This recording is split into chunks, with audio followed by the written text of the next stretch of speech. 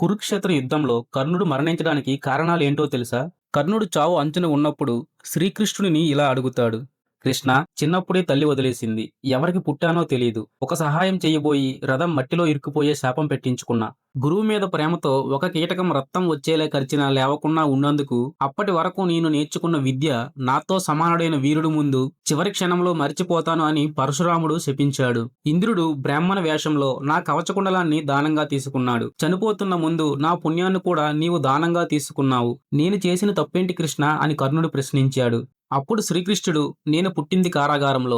పుట్టిన వెంటనే తల్లిదండ్రులకు దూరమయ్యాను. సొంత మేనమామే నన్ను చంపడానికి రాక్షసులను పంపించేవాడు. గాఢంగా ప్రేమించిన రాధను దూరం చేసుకున్నాను. ఈ కురుక్షేత్ర యుద్ధం వల్ల నా వంశం నాశనమయ్యే శాపం రాబోతుంది. అయినప్పటికీ ధర్మం కోసం యుద్ధాన్ని నడిపిస్తున్నాను. కష్టాలు అందరికీ ఉంటాయి కర్ణ, కానీ మనం ఎటువైపు నిలబడ్డాం అన్నదే మన కర్మ. వీరుడవైన నీవు నిలబడ్డది అధర్మం వైపు. అందుకే మరణిస్తున్నావు కర్ణ అని శ్రీకృష్ణుడు కర్ణుడికి వివరించాడు.